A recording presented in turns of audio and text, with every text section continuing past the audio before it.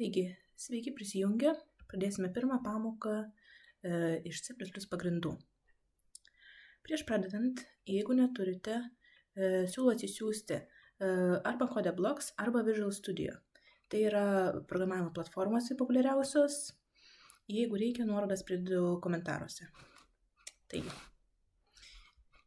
jeigu jau turite CodeBlocksą, su juo šičia ir dirbsime, atsidarykite programą ir pradedam. Spaudžiam Create New Project. Čia iš tų daugybės pasirinkimų spaudžiam Console Application, Go, C++. Galim programuoti čia ir su C kalba, bet tai visa atskira tema ir dabar tęsim su šituo. Pasirinkite programos pavadinimą, čia užvadiname tik tai savo. Tarkim, programa 1. Next.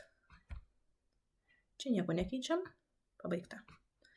Viskas, atsidaro pilkas langas, todėl dabar einam į kairėje pusę, paspaudžiam ant Sources 2 kartus, tada ant iššokusio main cpp ir atsidarė programavimo langas. Čia jau, kaip matom, yra iš karto kažkoks kodas, toje tai įsigilinsim. Taigi, šitoje srityje rašysim kodą.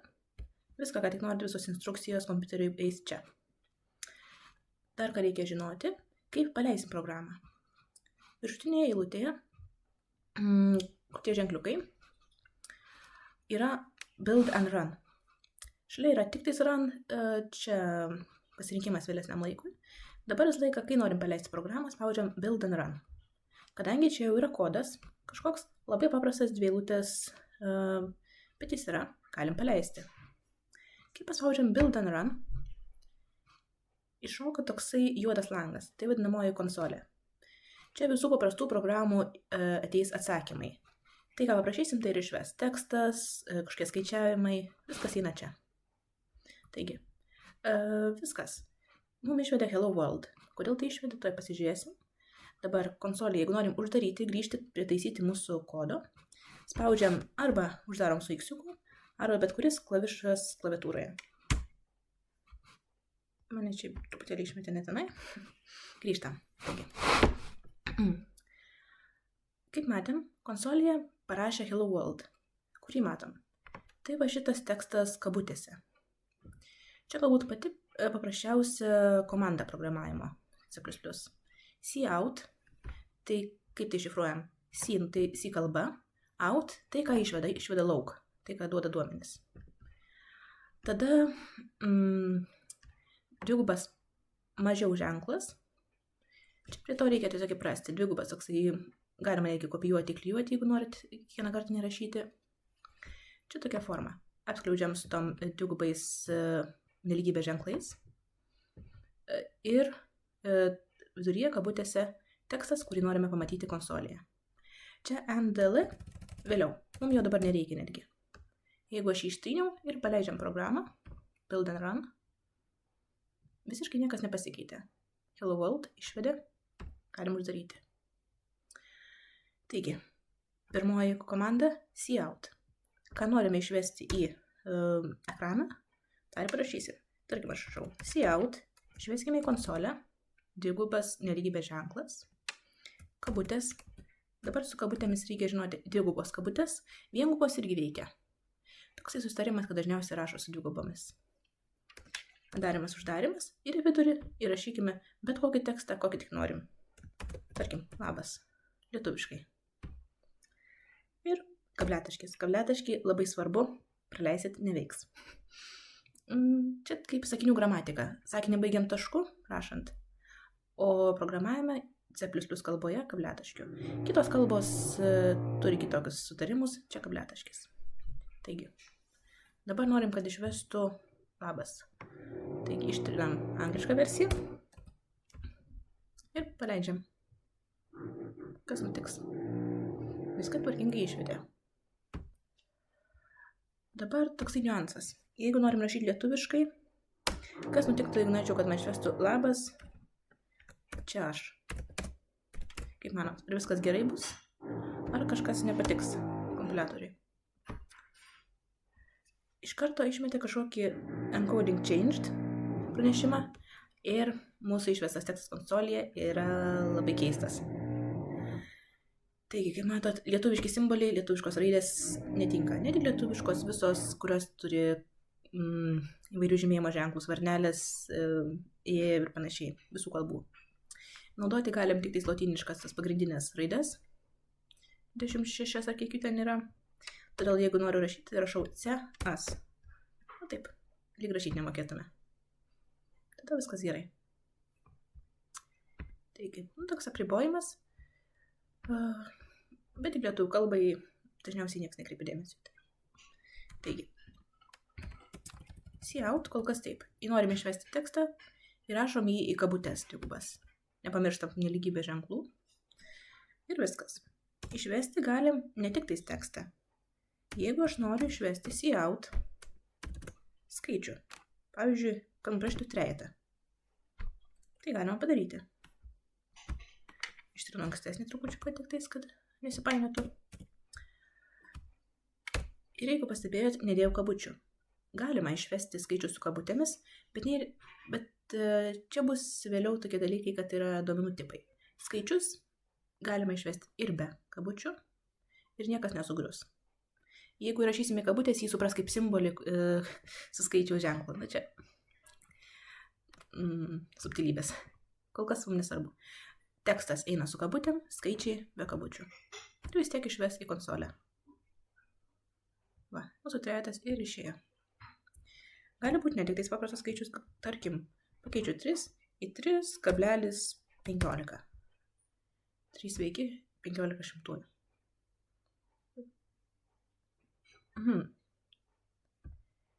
Dabar kažkas trupučiuko ne taip.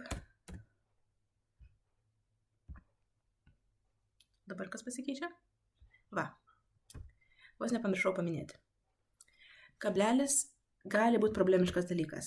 Lietuviškai skaičius su dešimtainėmis dalimis rašom su kableliu. Bet kaip ir su lietuviškom raidėm, nesupranta programa. Reikia dėti tašką.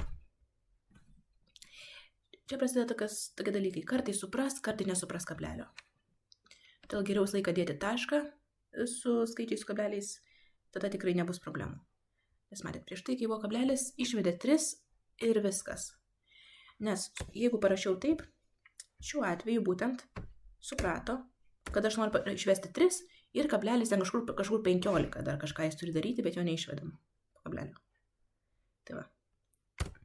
Jeigu vienas pilnas skaičius, 3,15, geriau dėti tašką. Čia tokia galbūt slidumas. Kartais gali suprasti tą kablelį, kartais nesupras. Tai va, taškas patikimiau. Ir pasitikrinam, viskas kaip ir buvo. Taip ir išvedė 3,15. Gerai. Pažiūrėjom, kaip išvedami skaičiai ir tekstas.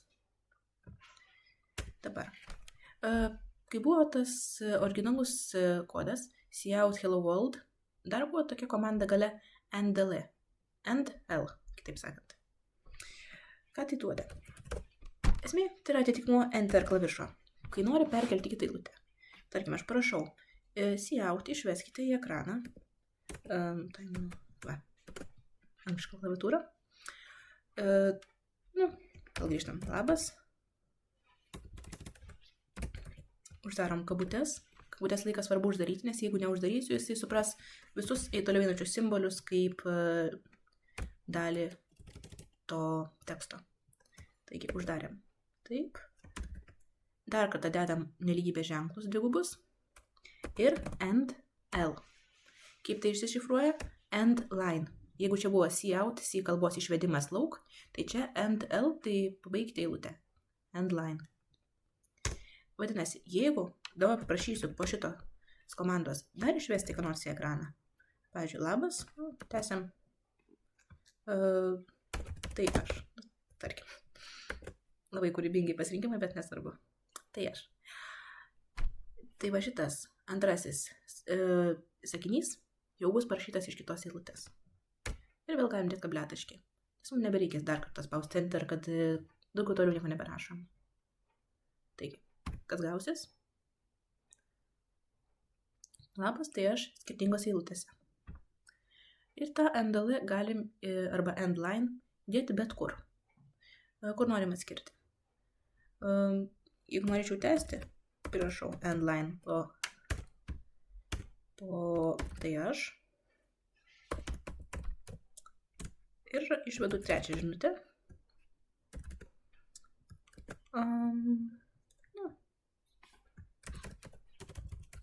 Kaip sekasi. Viskas. Į tekstą galima įrašyti ir įvairius simbolius, ne tik tais raidės, pavyzdžiui, dėjau klaustuką, viskas bus gerai. Tai va, 3 teiginiai arba 3 sakiniai, visi atskiros eilutėse dėl šitos komandos endline, ndl.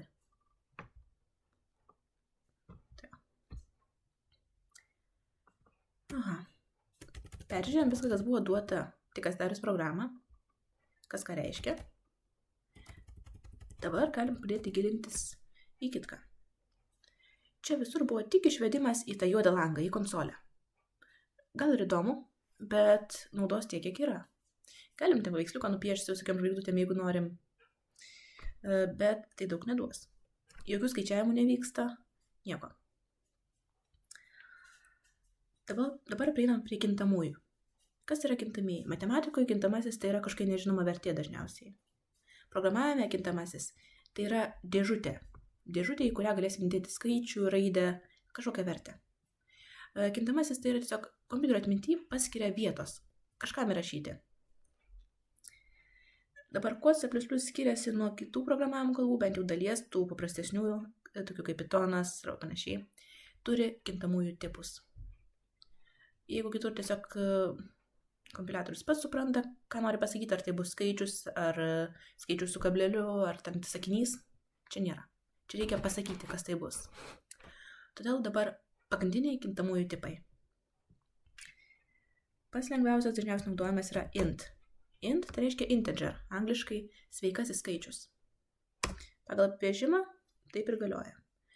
Neigiami skaičiai, nulis, teigiami skaičiai, visi, kurie yra sveikieji, be kablelių.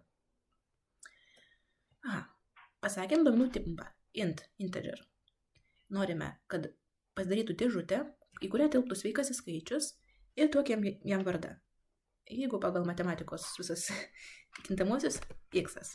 Dabar ką turim? Dėžutė vardu x, į kurią telpa sveikasis skaičius. Viskas, paskelbėme. Tuščia dėžutė. Joje nieko nėra, tik tais išsaugota vieta atmintyje. Dabar dėžutė negali būti tuščia. Gali, bet mums nereikia. Mums reikia kažką su jo padaryti. Dabar pasakom x, o į tą dėžutę vardu x lygų norime dėti 10. Kabliataškis. Kiekviena eilutė baigėsi kabliataškiu, reikia nepamiršti. Čia jau kaip turi tapti kaip taškas sakinio gale. Visada ir visur. Taip. Tai kas dabar nutiko? Pirma eilutė. Dėžutė sveikajam skaičiui. Į dėžutę įdėjom 10 vertę. Tai yra sveikasis skaičius. Jeigu ją bandytume įdėti 10,5, mestų klaidą. Tarkim, galim pabandyti. 10,5.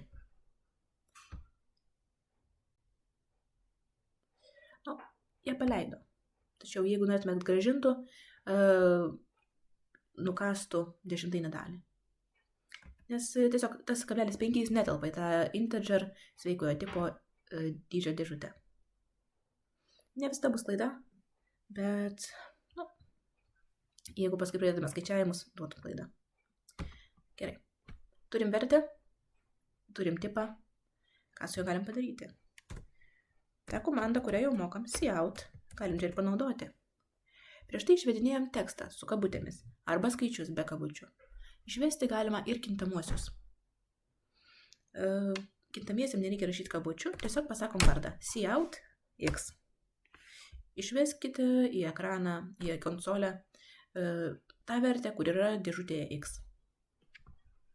Žiūrim, kas nutiks. Tai ir padarė. Neparašė x konsolėje, o parašė 10.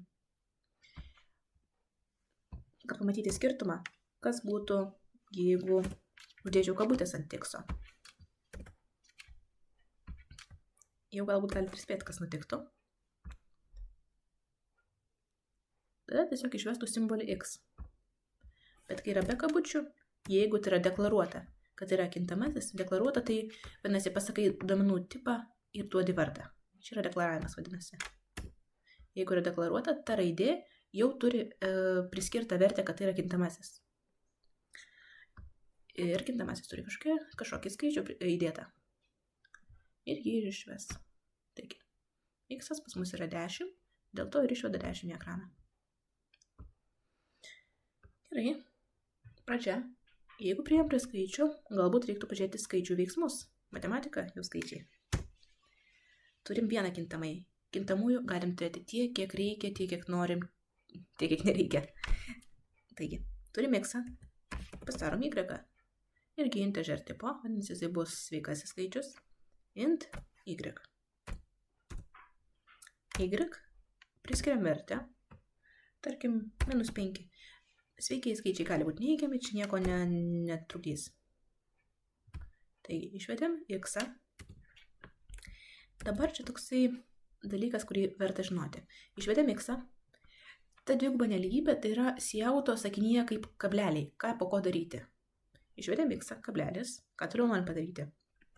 Išvesti tarpą. Va tai bus labai naudinga visur, kai išvedinėjom, kai norim kažkokias vertės atskirti. Parašom kabutės ir tarp jų padedam tarpelį. Išvest tarpelį.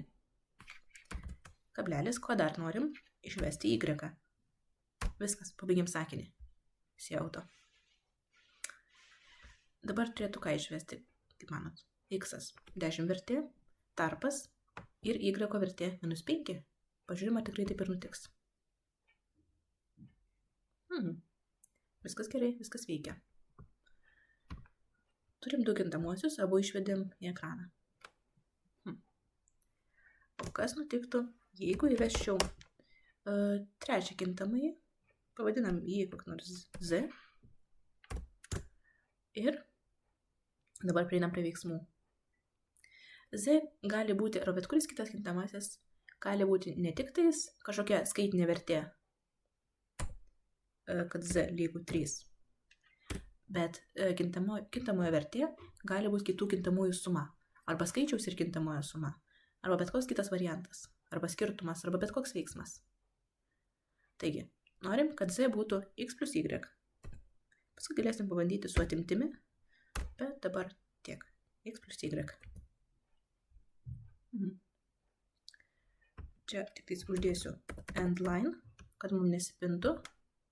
Ir dabar paprašom, kad išvestų į ekraną z vertę kitoje eilutėje.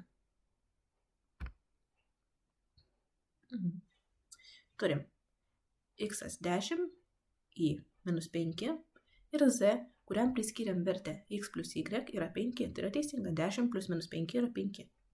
Gerai, viskas veikia. Bandom toliau. Jeigu norim prie x pridėti 3. Kintamasis plus skaičius. Iš karto žiūrim, kad turėtume gauti 13. 10 plus 3. Patikrinam. 13. Viskas gerai. Taigi, priėjom prie veiksmų. Dabar, kokie veiksmai? Įprastiniai, sudėtis, atimtis. Nereikia netgi daug gilintis, tiesiog taip ir veikia. Sudėtis, atimtis, viskas gerai. Taip. Galim paleisti vieną kartą su atimtim, turėtume gauti 7. Viskas gerai, atimtis veikia. Sudėti, tai yra daugybė, atsiprašau, veikia taip pat. Tik tai žymim žvaigždutę. Pažiūrėjom, taip, 30. 10 kart 3, viskas puikiai. O dabar prasideda skirtumai. Dalyba, ypač su sveikojo tipo skaičiais, yra labai keista. Sveikojo tipo kintamieji gali turėti, arba skaičiai, gali būti dalinami dviem būdais. Su slešu, arba su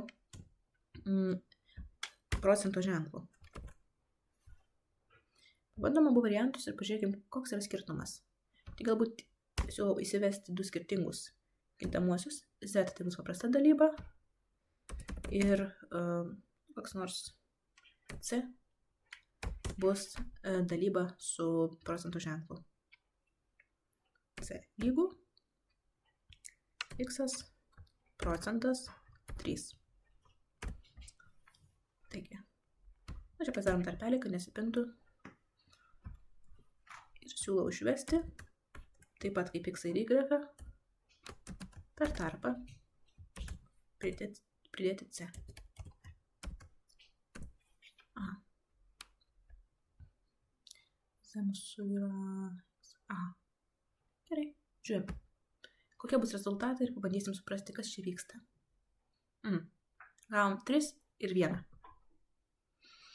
Kas čia yra? Ką mes dalinam?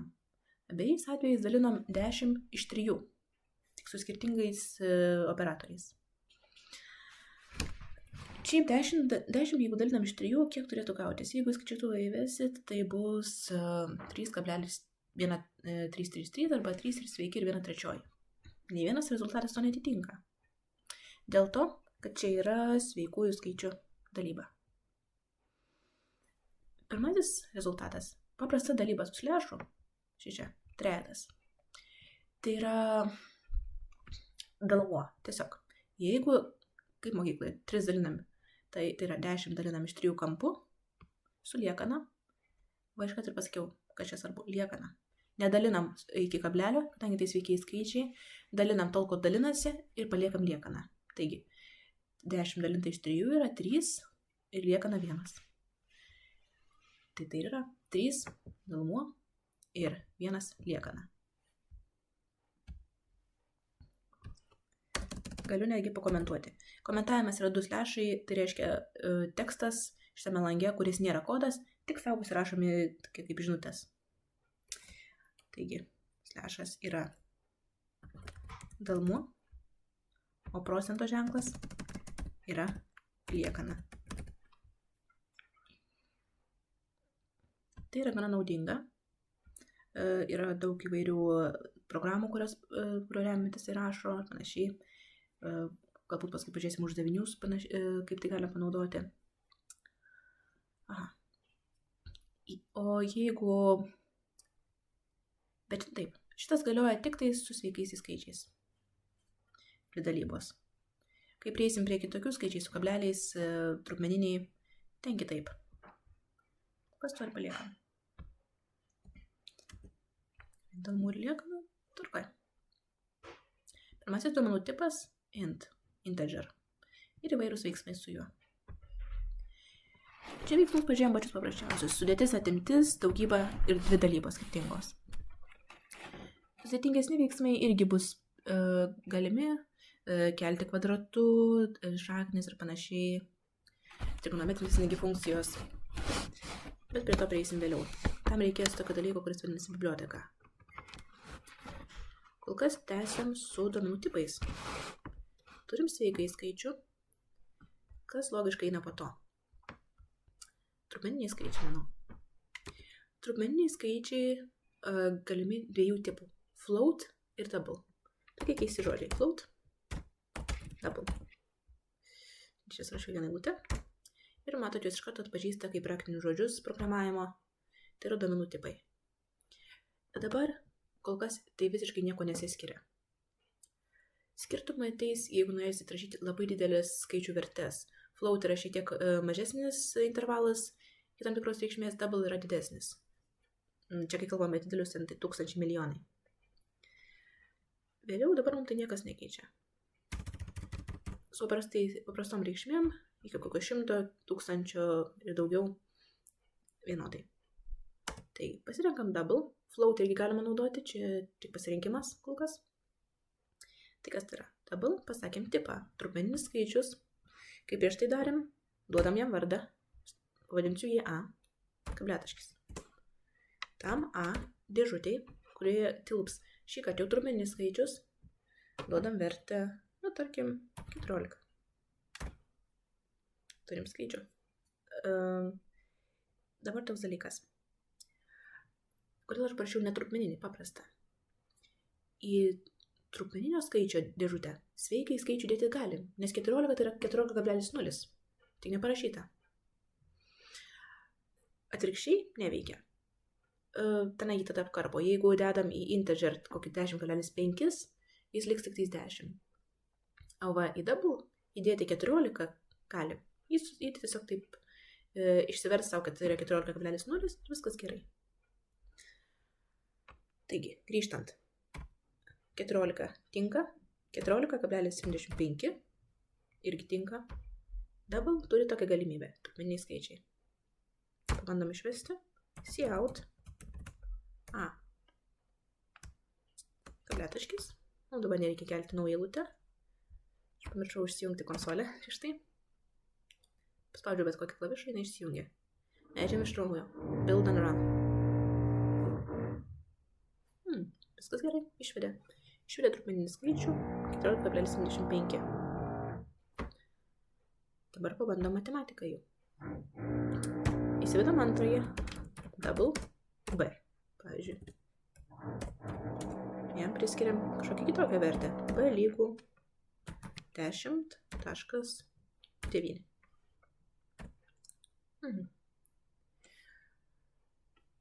Dabar ką noriu pamatyti. Galim vadyti jų sandaugą, galim sumą, galim skirtumą. Galim ir dalybą jų daryti. Taigi, kad tuos veiksmus išvesti į ekraną, prieš tai sukūrėm atskirą kintamąjį ir jam priskiriam tam tikrą vertę. Galima ir taip. Arba yra paprastesnis būdas. Jeigu nereikia daryti dėžutės, kurioje norim saugoti tą vertę, norim tik matyti staigiai rezultatą. Mes galim rašyti, išveskite ekraną Cout A plus B. Ir kompiuliatorius supras, ką mes norim. Yra du būdai. Galėčiau rašyti double C, kabletaškis, C lygų A plus B. Arba galima išvesti A plus B. Galim negi palyginti, jeigu įdomu. Užbaigiam eilutę A plus B. Ir atskirai išvedam Cout C. Klaida. Va, gerai. Žiūrim, kas gaunas. Turėtume gauti vienodus rezultatus. Ar rezultatą A plus B įdėjom į atskirą dėžutę, ar tik išvedėm į ekraną jų sumą. Viskas teisingai, identiški atsakymai. Taigi, du variantai. Pamatėm tokią galimybę, grįžtam prie matematikos. Suma, viskas gerai. Sudeda skaičius po kablelio, viskas tvarkingai. Atimti galim taip pat, galim B atimti A arba A atimti B, čia jau mūsų pasirinkimas, ką norim sužinoti. Paleidžiam. Viskas gerai. Gaunam neįgiamą reikšmę, nes B yra mažiau už A. Čia tvarkoja. Gerai. Dabar pabandom daugybą. A kart B.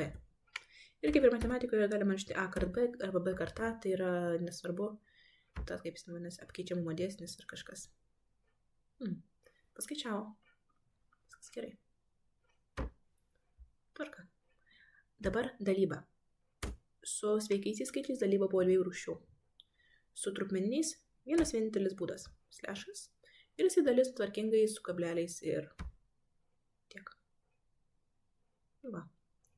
Galim tiksliai reikšmę, daug skaičių po kablelio. Jeigu gautume labai daug skaičių po kablelio, apvalintų tenai iki 8 ar kažkiek. Turim. Viskas. Visi veiksmai pagrindiniai su tipu double, tai yra trupmeniniai skaičiai. Iš tikrųjų, galėtume visą tai pakeisti į float.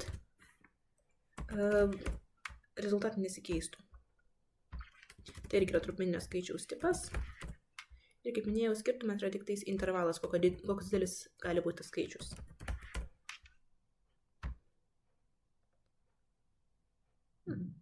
Tas pats. Niekas nepasikeitė. Darbas su trupmeniniais skaičiais. Tai va. Su skaitiniais tipais duomenų viskas. Dabar prieinam tokius du įdomesnius. Pirmas tai yra char, character. Tai yra simboliai. Dabar į simbolį galim rašyti bet ką. Raidę, žvaigždutę, klaustuką, skaičių. Jie įvardinami taip. Įdeklaravau, kad turim dėžutę Z simbolio tipo kintamąją.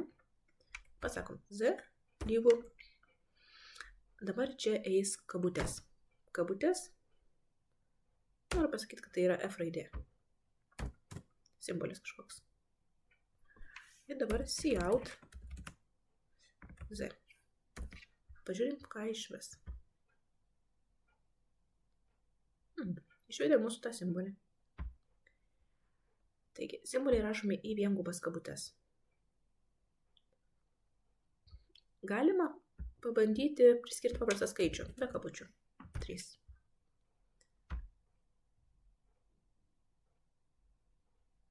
Rezultato negrąžino. Kažkas negerai. Vadinasi, jeigu parašytume kabutės, 3. Neveikia klaviatūra, tai jau. Viengubos kabutės 3. Tada viskas teisingai. Taigi, galim rašyti raidę, skaičių arba, kad tik norim. Parašiau žvaigždutę. Norim, kad išvestų kintamai žvaigždutę. Tai va. Kam naudojami? Tiesiog labai retai, bet prireikia. Jeigu norim pasakyti, kad kažkas, išvesti kažkokį klaustuką galbūt atskirai, po vieną raidę, tokiam dalykam. Galim šiek tiek pažaisti šito. Kintamai galime išvesti daug kartų.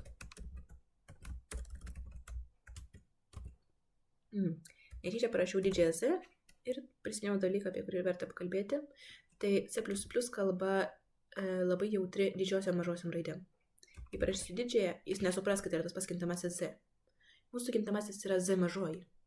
Jeigu norėčiau, galėčiau vesti kitą kintamąjį Z didžioji, jie bus 2 skirtingi 2 atskiros dėžutės. Kitos kalbos įvairiai, kai kurios tai turi, kai kurios ne. Kai kurios tiesiog supranta, kad Z yra Z, nesvarbu didžioji ar mažoji. Čia svarbu. Dabar kas turėtų gautis, turėtų išvesti 3 žvaigždutės iš eilės. Pažiūrėjom. Darėm. Galima nupiešti piešinuką. Pirmoji eilutė. Cout. Tarpas. Z kintamasis, kuris yra žvaigždutė. Ir parašom end line, kad perkeltų į kitą eilutę. Turėtume gauti tokį labai paprastą trikampėlį. Taip ir gavosi. Viskas. Su character tipo kintamaisiais daugiau nelabai yra ką žinoti. Raidės, skaičiai, simboliai eina į kabutės viengubas. Liko dar 2 rūšis. Dabar taip trupučiuką pašokom į priekį, kad sužinoti apie šitą tipą string, mums reikia įsivesti biblioteką. Dabar nesigilinsim, kas tai yra, bet viršuje, kur yra čia toksai grotažymė, include, taip toliau panašiai, mums reikia parašyti, perkelti į antrą eilutę, šitą IOStream, palikti būtinai, jisai reikalingas. Bet dabar rašom grotažymę ir aš jos nerandu, galbūt nukopijuosiu. Galima kopijuoti visą šitą formatą, kad būtų paprašiau nereikėtų spausdinti. Tik tais pakeičiam tai, kas yra tuose nelygybės ženkluose. Mums reikia ne IOStream, o string. Kas tai yra? Tai yra biblioteka, kuri dirba su šito tipo kintamaisiais. Kaip ten veikia vėliau, mums tiesiog jos dabar reikia. Kitaip negalim panaudoti šito duomenų tipo. Kas yra string? String tai yra simbolių eilutė. Kad reiškia tekstas. Esmei tekstas. Žodis. Jeigu prieš tai character buvo viena raidė, galima, arba kažkoks kitoks simbolis, tai čia gali būti visa eilutė. Ir panašiai kaip prieš tai išvedinėjom tekstą labas, arba ten hello world. Tai yra string. String, nes tai kaip kažkas suverta daug simbolių į vieną eilutę. Gerai, pavadinam, nežinau, ką nors žodis. Apie kintamųjų vadinimą. Kintamosius galim vadinti raidėmis, didžiosiom, mažosiom, raidžių rinkiniais arba savo prasmingai žodžiais kažkokiais. Galim įdėti skaičių, galiu pasakyti, tai yra žodis 1. Arba galiu pasakyti, kad tai yra žodis underscore 1. Tas apatinis brūkšnelis. Tai va. galimi simboliai naudoti, kad pavadinti kintamai, raidės, didžiosios mažosios, skaičiai ir va tas žemas brūkšnelis. Kelios išimtis, negali kintamojo vardas prasidėti skaičiumi. Matot, iš karto kita spalva, kažkas ne taip. Dar kas, gali prasidėti didžiąją raidę, gali mažąją. Ilgis toks, kokio reikia, nėra ribojimai, kad neprarašytum 3 km, bet protingai naudojant tikrai užtenka, galima rašyti keli žodžius per tą žemą brūkšnelį. Pavyzdžiui, noriu pavadinti šitą kintamai, mano žodis 1. Galimas kintamojo pavadinimas.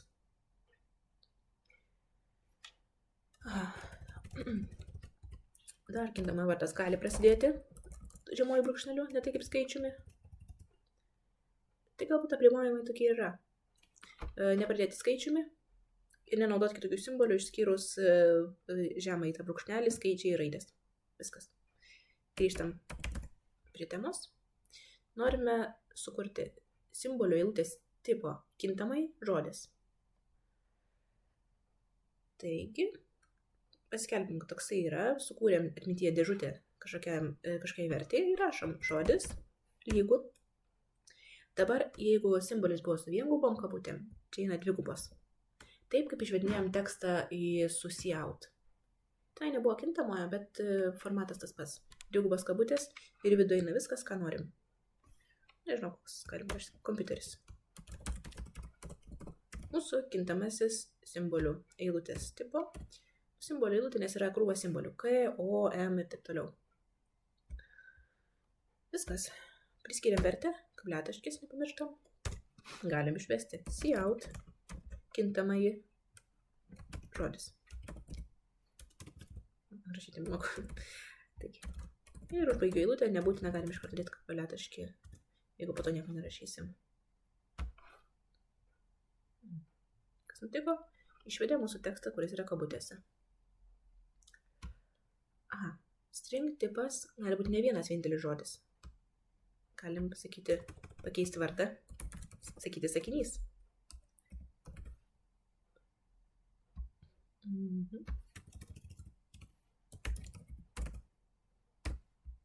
Pasakom, kompiuteris, nežinau, veikia.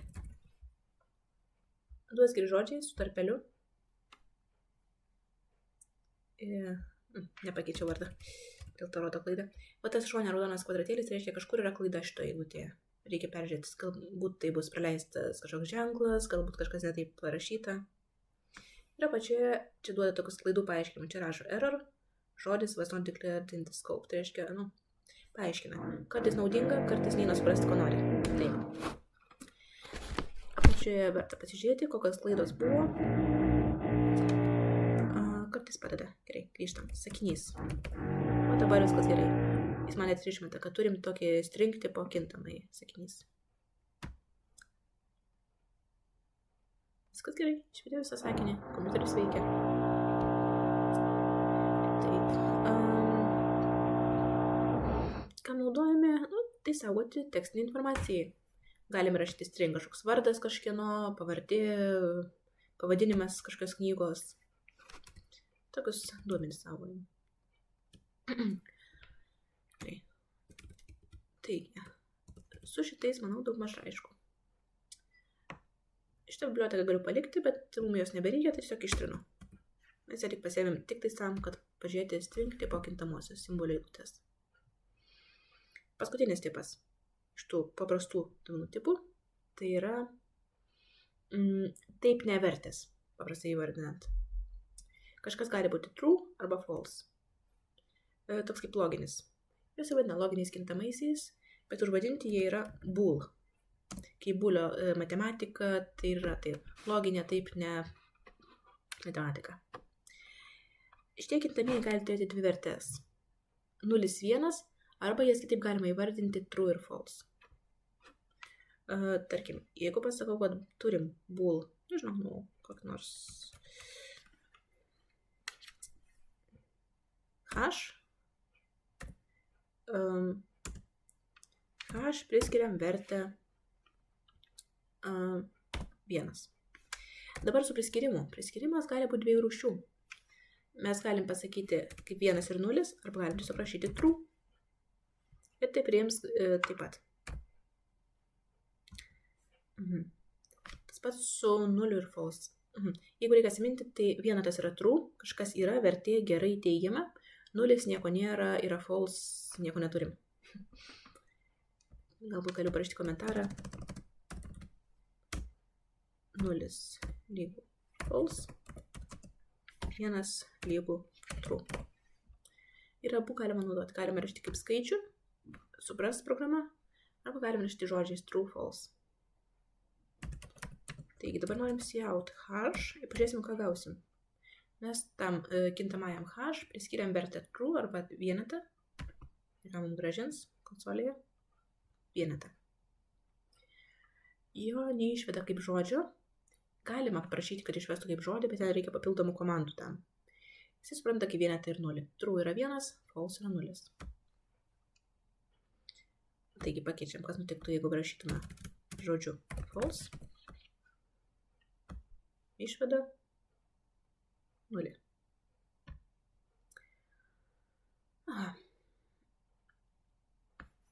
Tipas toksai, jo paskui prireiks, kai bus tikrinimas sąlygos, ar kažkas teisinga, tada dar bus sąlyginiai sakiniai. Dabar tiesiog reikia žinoti, kad toksai yra. Bool tipas, kuris turi dvi galimas reikšmes. 1 ir 0. Jas priskirti galima per žodį arba per skaičių.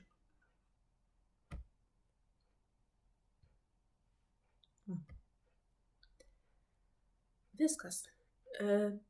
Duomenų tipus peržiūrėjom pagrindinius visus. Jų yra ir sudėtingesnių, ir įvairių, bet čia yra pagrindiniai, kurių dabar reikia tik tais. Pabaigimui padarom tokią užduotėlę.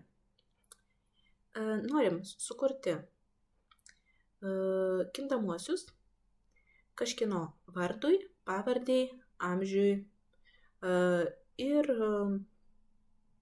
tarkim, ką dar galim? Ar mėgsta skaityti? Taigi, parašau kur nors šone sąlygą. Kintamieji vardui, pavardai, amžiui ir ar mėgsta skaityti. Paskutinis tas kintamasis tai turbūt bus, kaip suprantat, bool, ar taip ar ne, true or false. Reikia kintamųjų 4. Vardas pavardė, kaip kalbėjom, vardas pavardė, saugomai per string. Galbūt per anksti ištryniau šitą biblioteką. Jeigu pas mane ištrynėt labai gerai, jeigu išsitrynėt, tada įrašom iš naujo. Mums jos reikės. Taip. Sukuriam tuos kintamuosius ir užduotis tokia yra išvesti viską į ekraną, į konsolę. Išvesti visus duomenis. Pabandom. Dabar palieku laiko tarpą, jeigu norit prisistabdyti, pabandyti patys. Jeigu ne, kai grįžta, arba dabar iš karto, pradedam kartu. Pirmiausia, vardas pavardė. Tai greičiausiai bus string tipas, simboliai eilutės, keli simboliai iš eilės. String vardas. Ir pasakom, vardas lygų, arba savo galite įsirašyti, arba kokį nors sugalvoti, tarkim, Gabija. Taip, turim pirmąjį kintamąjį. Vardas, tai simboliai eilutei priskiriam reikšmę Gabija. Dabar kuriam pavardį. String pavardė, tabletaškis, pavardė, lygų, sugalvojam kokią nors, nežinau.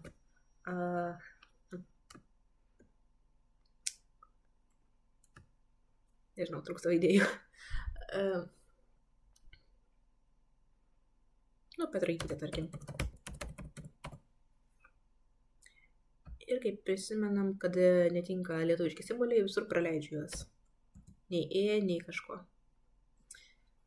Gerai, pusę darbo padarėm, kintamieji vardai pavardai. Dabar amžiui. Amžius tai dažniausiai sakom pilnu skaičiumi. Nesakom man 35,5 metų. Vadinasi, jeigu yra sveikas skaičius, naudojam int, integer. Int, amžius. amžius, nusprendžiam kokį nors bet kokį skaičių, tarkim 20. Ir paskutinis, ar mėgsta skaityti kintamasis? Tai kas tai būtų? Bool. Pavadinam, nežinau. Taip ir vadinam, ar mėgsta skaityti. Atskiriu tais žemaisiais brūkšneliais, taip galim daryti. Arba jeigu norit, pasirykit trumpesnį vardą, kurio nereikėtų kiekvieną kartą ilgą perrašyti. Čia tai pavadinau tik dėl to, kad būtų aišku, apie ką kalbam. Patarimas. Jeigu pradėt rašyti ir apačioje išmeta pilną pavadinimą, tai ko reikia. Čia išvedė pilną mūsų siūlo pavadinimą kintamojo. Jis suprato, kad mes pradame rašyti šitą. Spaudžiam Enter, jis užsipildo. Nereikia spausdinti visko. Man labai ilgai truko, kol aš tą sužinojau, bet labai naudinga. Jokių ilgų kintamųjų vardų nereikia perrašinėti, funkcijų pavadinimų ir taip toliau. Gerai. Dabar ar mėgsta skaityti? Nusprendžiam, tai bus true ar false. Tarkim, true. Arba galim parašyti vienetą. Tarkim, kad Gabija mėgsta skaityti. Viskas. Įvedėm vertę. Visus kintamuosius sukūrėm. Antra dalis. Išvesti visus duomenis į konsolę, į ekraną. Pabandom sutvarkyti tai gražiai. Tarkim, sakom, cout. Pasakom, ką išvesim. Vardas. Nebūtina galim tiesiog kintamųjų vertės, bet pabandom padaryti viską tvarkingai, nuosekliai ir kad būtų lengva perskaityti, ką kas reiškia. Sakom, vardas. Uždarėm.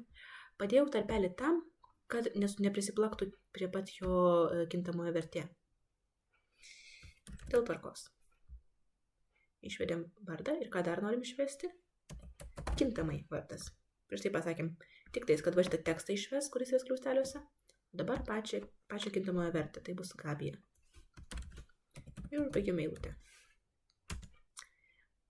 Suformatuot galima kaip tik norit. Čia pasirinkimas. Man patinka taip. Gerai. Cout. Antra eilutė. Sakom, kad parašysim pavardę, pavardė, dvitaškis tarpas, kad būtų vietos. Ir išvedam kintamojo pavardė vertę. Praleidau vieną nelygybę ženklą. Ir užbaigiam eilutę. Ką dar turim? Amžius. Taip pat ir tęsiam. Cout. Pasakom, ką išvesim. Amžius. Ir tą kintamai ir išvesim. Užbaigiam eilutę. Paskutinis. Ar mėgsta skaityti? Klaustukas, tarpas. Ir išvedam savo kintamai bool tipo. Parašys 1 arba 0. Paskui galbūt išmoksim, kaip tai galim parašyti, kad parašytų tikrai true or false, ne tik vienetas ir 0, bet kol kas mes žinom, kad tas vienetas 0 reiškia. Arba jeigu kas nors kitas skaito, galim parašyti 1 brūkšnelis. Reiškia taip, 0, ne. Va, pasirašėm savo paaiškinimą. Tada tikrai niekam nekils neaiškumų. Paleidau. Viskas, išvedė. Vardas Gabija, pavardė Petraitytė, amžius 20, ar mėgsta skaityti, paaiškinimas, kaip interpretuoti tą atsakymą. 1. 1 reiškia taip. Taigi, šiandienai viskas. Tikiuosi buvo įdomu. Čia yra visiškai pagrindai. Galbūt didelio tokio iššūkio dėl to ir nebuvo, bet reikia kažkur pradėti.